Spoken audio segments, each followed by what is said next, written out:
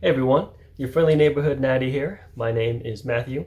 I make videos on martial arts and video games, but today I'm actually going to show you guys an update on my daily exercise program 3.0.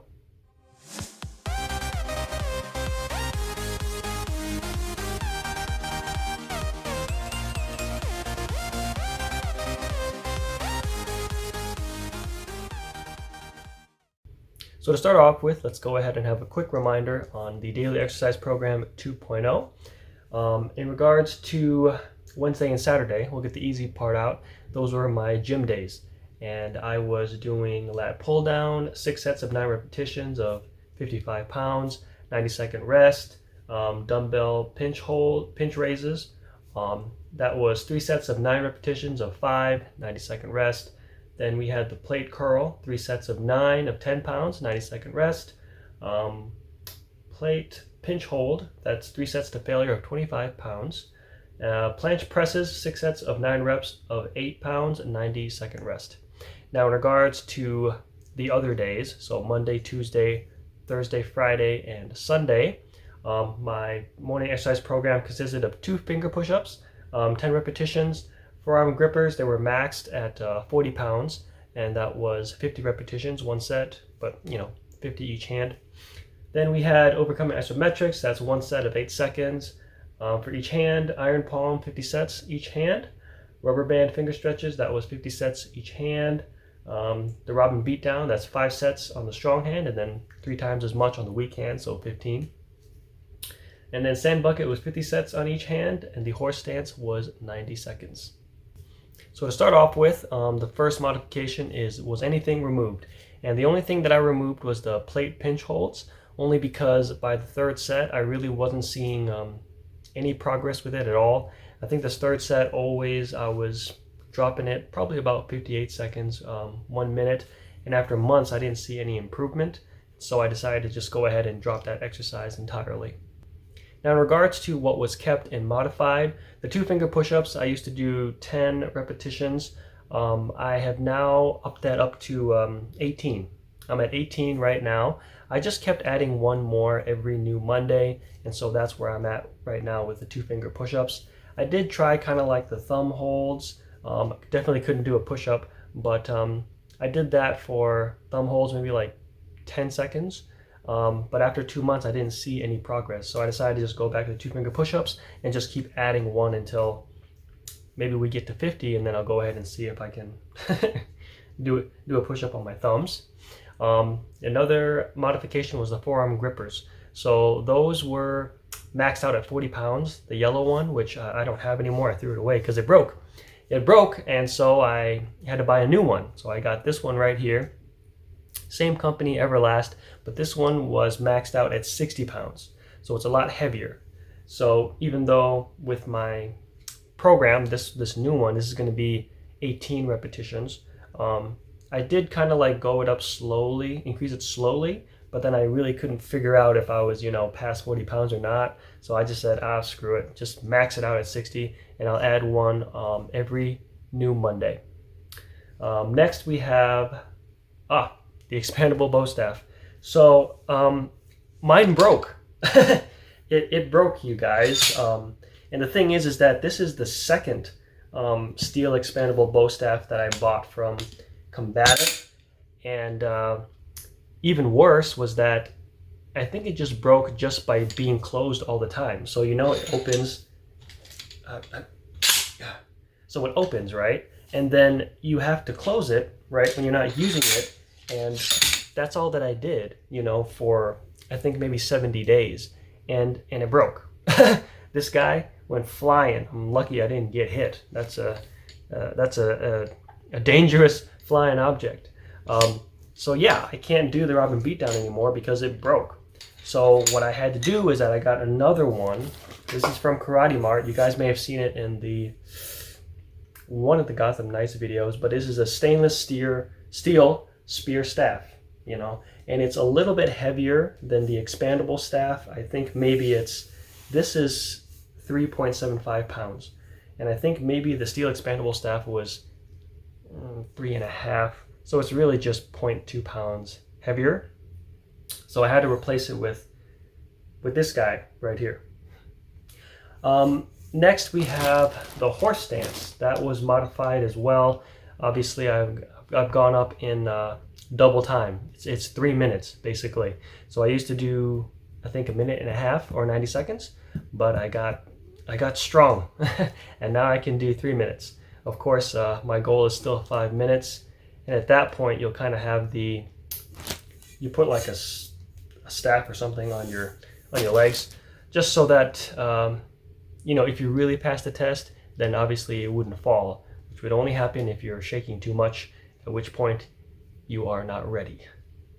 Another thing that was modified was the gym exercises. So besides removing the plate pinch holds, I did increase the sets from 6 to 9. So instead of 6 sets of 9 repetitions, I'm doing 9 sets of 9 repetitions for all of those gym exercises. Also, I think I'm considering decreasing the rest, but I think next time I am going to go down to about 1 minute rest, because lately it just seems like, I'm at the gym for 4 hours, but I am getting restless. It's not as difficult. I got strong, so I think I'm going to be able to decrease the rest time as well. Now, what was added and why? Well, I added kind of like this door frame chest stretch. So you'll kind of like put your forearms at the door frame and you'll kind of just push your chest through. And the reason why I added that was because I actually had an injury, costochondritis, and I got that by doing dips to failure. Now, I'm not sure about the difference between kind of like the bodybuilding dip or the gymnastics dip, but I know that for gymnastics, you had to be perfectly straight. So you're not like leaning forward or anything like that. That would turn into if you lean forward, it's kind of like a chest exercise. If you're kind of like straight, it's going to be tricep. And I think there's something evolution-wise where you can do that kind of motion past failure. So typically, your body you'll hit failure and your body makes you stop because it's dangerous, right? But it seems like for the tricep dip, I could have just kept going. And so I did. I was like, I'm not tired yet. And then, of course, the next day, I couldn't raise my arms past here. It hurt too much, because I caused inflammation, costochondritis.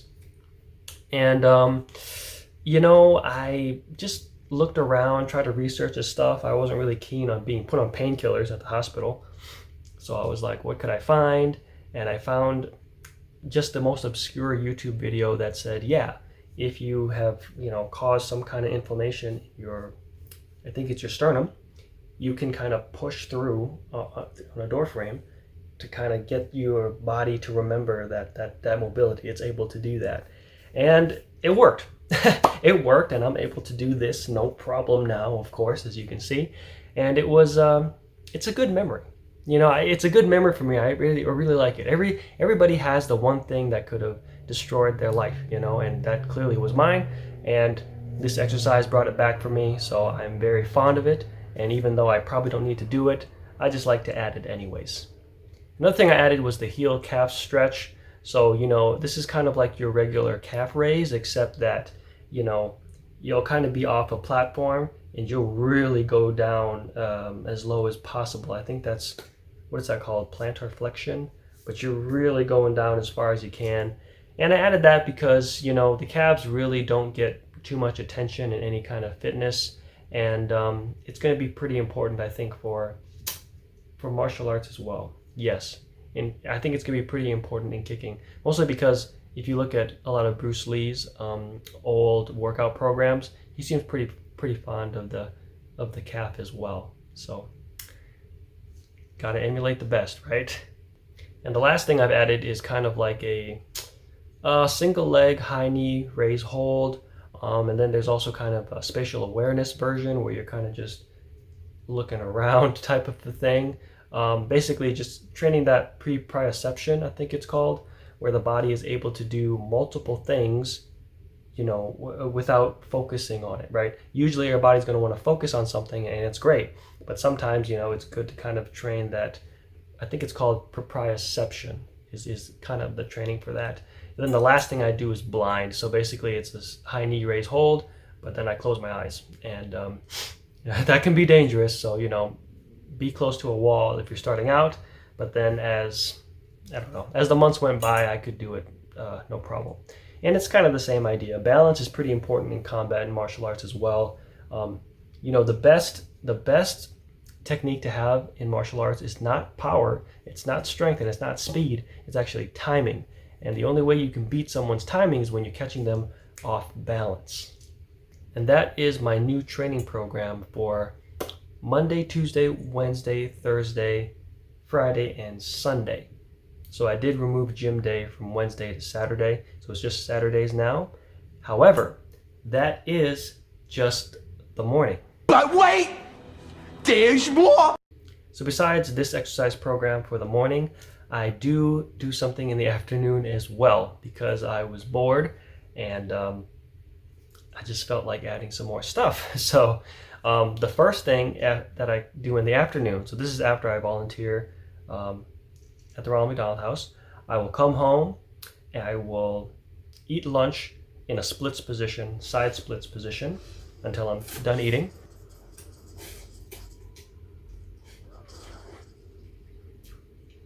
And then I will complete a front split on both legs.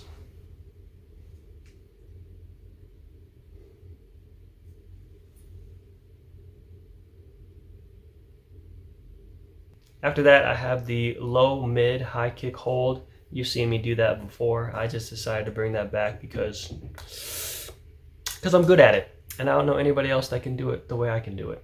Then I've added overcoming isometrics. I do that again, another 10 seconds.